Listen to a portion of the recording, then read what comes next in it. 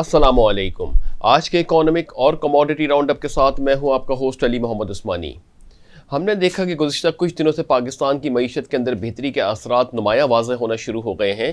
ایک طرف Imperial college of London کی جانب سے یہ کہا جا رہا ہے کہ پاکستان کے اندر کرونا وائرس کی جو نشو و نما ہے اس میں خاطر خواہ کمی دیکھنے میں آئی ہے۔ پاکستان کے اندر کرونا وائرس کی جو اس وقت نشو و نما یا ڈیولپمنٹ کے حوالے سے امپیریل کالج آف لندن نے بات کی ہے، اس میں یہی کہا ہے کہ اگرچہ یہ وائرس پاکستان اکانومی میں پریویل تو کر رہا ہے، موجود ہے، مگر اس کی جو ڈیولپمنٹ ہے اور نشو و نما ہے اس میں کافی حد تک کے جو ڈیولپمنٹ پروسیس ہے اس میں کمی دیکھنے میں آئی ہے۔ تو یہ اس چیز کے پیش نظر ہم نے دیکھا کہ امپیریل کالج آف لندن کی جو نیوز آئی اس کے بعد پاکستان کے اندر جو ہے وہ نمبر آف کیسز کا بھی کم ہونا کرونا وائرس کے، اور ساتھ ہی ساتھ صحت یاب ہونے کی جو شرح ہے اس میں بھی اضافہ دیکھنے میں آیا۔ تو اس کا بالکل یہ مطلب نہیں ہے کہ پاکستان کے اندر جو اگر اس کے نشو و نما میں کمی آئی ہے تو ہم بالکل بد احتیاطی سے اس کو رکھیں اور ساتھ ایس او پیز کو فالو کرنا چھوڑ دیں۔ بالکل اس کا مطلب نہیں ہے۔ نشو و نما کے کم ہونے کا مطلب یہ ہے کہ وائرس کی جو پریویلنس ریٹ ہے یا اس کی جو اسپریڈ آؤٹ ریٹ ہے وہ اس کے اندر ڈیولپمنٹل فیز جو ہے اس کا تھوڑا ٹائم فریم لے رہا ہوتا ہے۔ تو اس دوران جو ہے بالکل یہ چیز کہنا کہ وائرس ایک دم ختم ہو گیا ہے تو یہ بالکل غلط ہوگا، بلکہ اس کے اندر ہم کو ابھی بھی ایس او پیز مینٹین رکھنی چاہیے، اور ایس او پیز کے ساتھ ساتھ جو سینیٹائزیشن کا اور ڈسٹنس کا جو پروسیس ہے اس کو بھی مینٹین رکھنا چاہیے۔ اسی کے اوپر وزیر اعظم عمران خان صاحب نے بھی یہ کہا کہ پاکستان کے اندر اگر عید قرباں اور محرم جیسی تقریبات جو ہے وہ ایک پرامن طریقے سے اور اچھی طریقے سے نکل جاتی ہیں اور ہم مزید کرونا وائرس کی جو کیسز ہیں ان کو کم کرنے میں کامیاب ہو جاتے ہیں، تو اس کے بعد مزید جو سیاسی سرگرمیاں ہیں یا کاروباری سرگرمیاں اور اسکول اور کالجز کو کھولنے کے اوپر پھر نئی ڈیڈ لائن یا تاریخ دی جائے گی گورنمنٹ آف پاکستان کی جانب سے۔ تو پاکستان کے لیے ایک اچھی خوشخبری یہ ہے کہ جہاں پہ کرونا وائرس کے امپیکٹ اس وقت فی الحال مدھم ہوتا جا رہا ہے، ایکسپیکٹ یا امید یہ کرتے ہیں کہ پاکستان کے اندر یہ اس کی دوسری جو ہے وہ آؤٹ بریک نہ ہو، اور جس طریقے سے دوسرے ممالک میں ہو رہا ہے تو اس کے لیے پاکستانی عوام کو بہت ضروری یہ ہے کہ ایس او پیز کو مینٹین کرنا ہے۔ ایس او پیز کے ساتھ ساتھ جو ڈسٹنس میں سوشل ڈسٹینسنگ کو مینٹین کرنے کا بھی عمل کو ابھی بھی جو ہے وہ لائٹ اینگل پہ نہیں لینا چاہیے۔ تو وزیر اعظم عمران خان صاحب نے ایک عندیہ دے دیا ہے کہ اگر یہ عید قرباں اور محرم کی جو ہے رسومات ہیں، تقریبات ہیں، ان کو جو ہے اگر ہم اچھی طریقے سے نکال دیں اور ان ایس او پیز کو مینٹین کرتے ہوئے اس وبا کو مزید پھیلنے سے اگر روک لیں تو آنے والے سپٹمبر کے اندر پاکستان کے لیے جو رہی سہی ہماری جو چیزیں ایکٹیویٹیز جو رکی ہوئی ہیں اس وقت بالخصوص اسکول اور کالجز وغیرہ کی مد میں اس کو اوپن کر دیا جائے گا۔ تو یہ ایک مثبت خبر ہے پاکستانی اکانومی کے لیے۔ ہمیں اس کے اوپر ابھی کچھ اور محنت کرنی ہوگی، کچھ اور وقت درکار ہوگا پاکستانی عوام کو مزید اس کے اوپر اسٹیبلائزیشن کے ساتھ کام کرنے کے لیے۔ ساتھ ہی ساتھ ہم بات کرتے چلیں کہ جہاں پہ پاکستان کی یہ کرونا وائرس کی وبا سے ہماری اکانومی ایک بری طریقے سے متاثر ہوئی تھی، اس کے اندر کافی حد تک کہ ہمیں جو ہے چیزوں میں امپروومنٹ آتی ہوئی دکھ رہی ہے، بہتری آتی ہوئی دکھ رہی ہے، بالخصوص ہمارے ایکسپورٹس کے نمبر کے اندر ہمیں بہتری آتی ہوئی دکھ رہی ہے، اور ساتھ ہی ساتھ ہمارے جو ایف اے ٹی ایف کی جو شرائط تھی جس کے اوپر پاکستان کام کر رہا تھا اس کے اندر بھی ہمیں ایک کافی جو ہے ڈیولپمنٹ فیز آتا ہوا دکھائی دے رہا ہے۔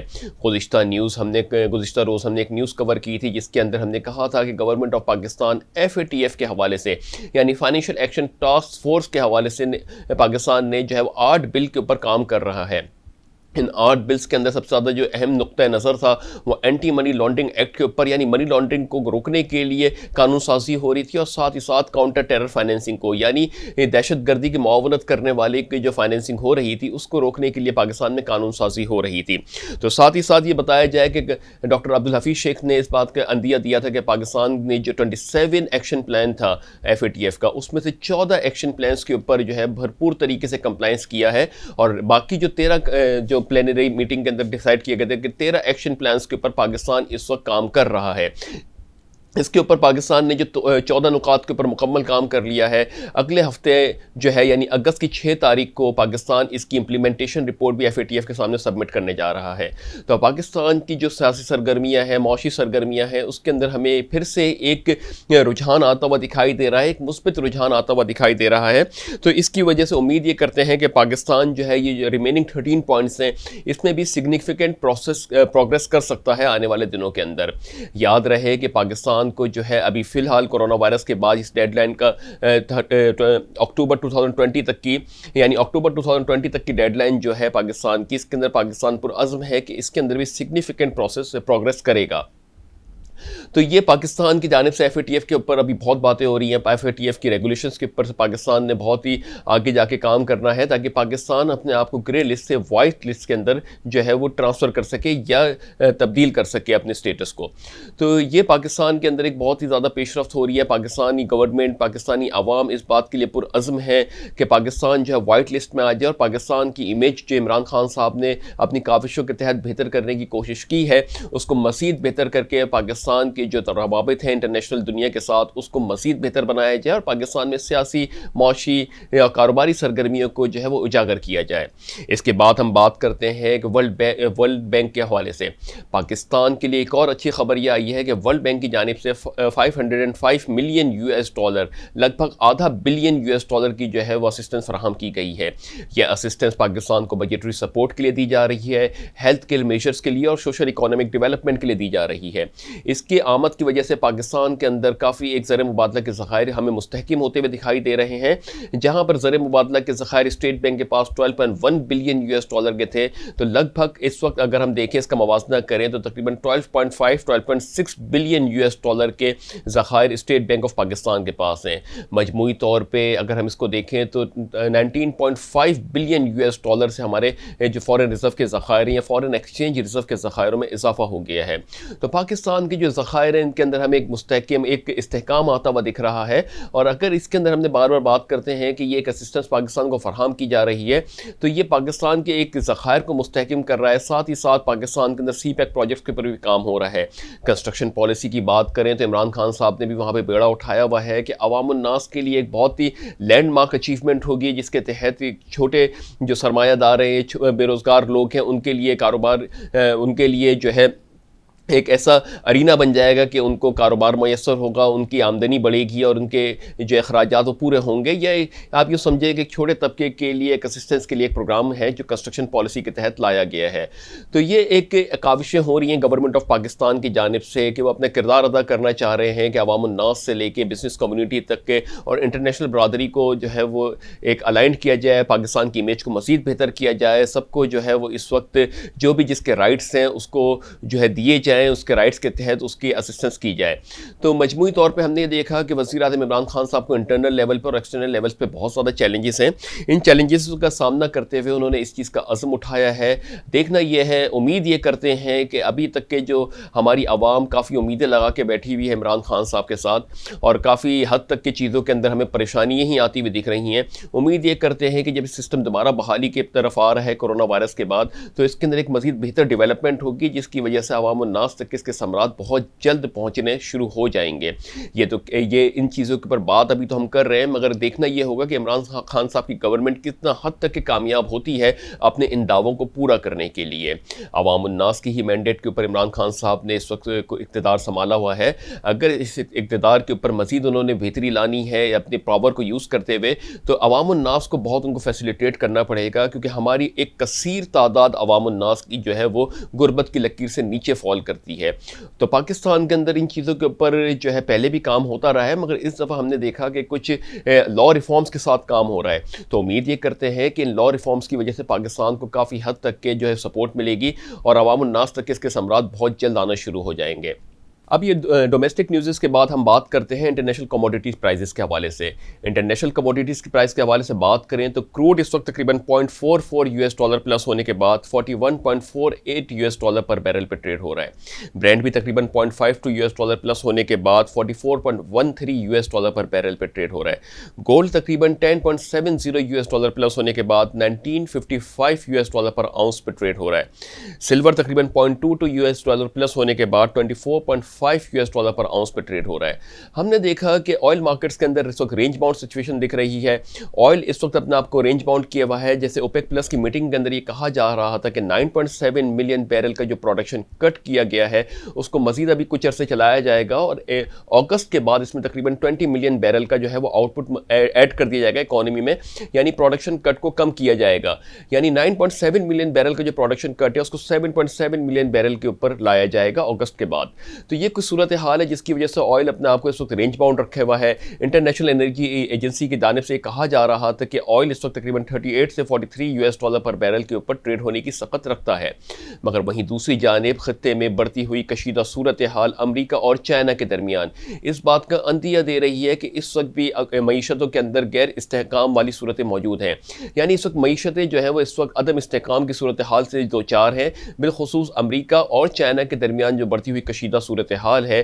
ساتھ ہی ساتھ انڈیا کے اندر بھی ایک پینک سچویشن کریٹ ہوئی ہے اپر انڈیا کی طرف.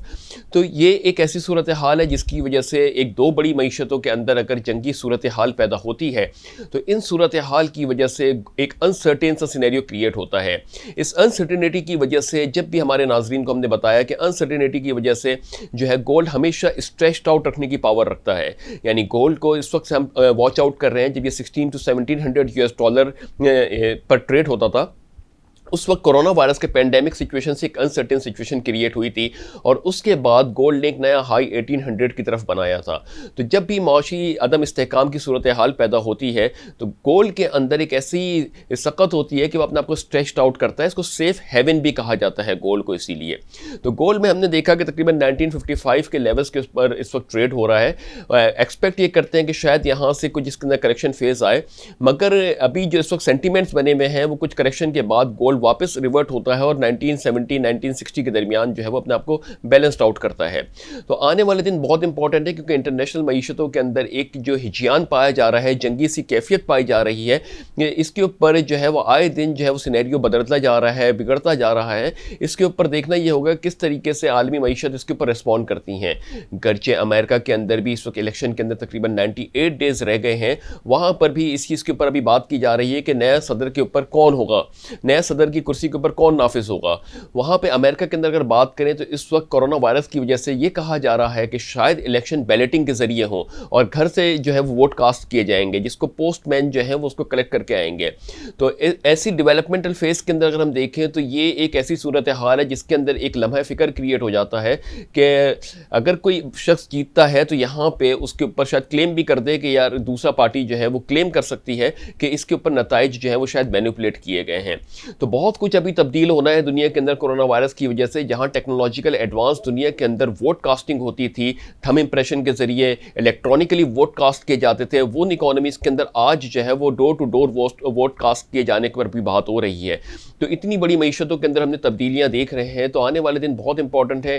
امریکی جو ہے صدارتی الیکشن کے حوالے سے، گلوبلی کس طریقے سے چینج ہو رہی ہے سچویشن یہ جنگی صورتحال کے حوالے سے، اور پاکستان کے اندر اس کے کیا رخ ہوتا ہے. پاکستان کے اندر جو ایک بڑی پیش رفت ہم نے بتائی کہ ورلڈ بینک کی جانب سے تقریباً $500 بلین کی جو اسسٹنس فراہم کی گئی ہے. اس کے بعد ہم نے دیکھا کہ اس وقت اوپن مارکیٹ کے اندر کرنسی کی جو ریٹ ہے، یعنی روپے کی قدر میں 0.42 پیسے کی جو ہے بہتری دیکھنے میں آئی ہے، قدر بہتر ہوتی ہوئی دکھائی دی ہے. وہیں پہ اگر ہم اوپن مارکیٹ کے ریٹ بات کریں تو 166.45 پہ ٹریڈ ہو رہا ہے ہمارا کرنسی. تو یہ پاکستان کے اندر بھی کچھ اسٹیبلٹی آئی ہے. اگر ہم جون کی تاریخ دیکھتے ہیں، 20 جون سے ہم بات کرتے ہیں تو اس وقت 168.30 پر ہمارا $US جو ہے وہ ٹریڈ ہو رہا تھا.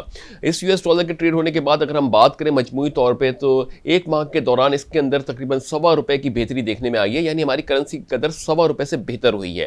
تو یہ کچھ عوامل ہیں جس کی وجہ سے، مگر یہ کوئی اتنی بہت بڑی سینٹیمنٹس نہیں آ گئے کہ $1.25 سے یا $2 سے بہتر ہونا کرنسی.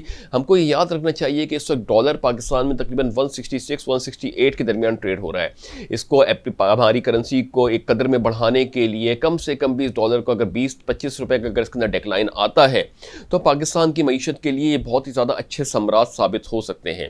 مگر IMF کی جانب سے کہا جا رہا ہے کہ کرنسی کو فری فلوٹ رکھا جائے، مارکیٹ آپریشنز کے تحت اس کو اپنے ریٹ ڈیفائن کیے جانے لگے. تو اس کے اوپر بھی ابھی صورتحال یہ ہے، کچھ ایکسپیکٹ تو نہیں کیا جا سکتا کہ کرنسی بہت تیزی سے ڈیکلائن ہو، مگر اگر اس میں 5 یا 6 روپے کا بھی اگر شفٹ آتا ہے تو پاکستان کے لیے بہت اچھا سینیریو دیکھا جاتا ہے. تو آنے والے دن بہت امپورٹنٹ ہے، اس دعا کے ساتھ کہ اللہ تعالیٰ پاک سرزمین کو شاد باد آباد رکھے. اپنا بہت بہت بہت خیال رکھیے گا.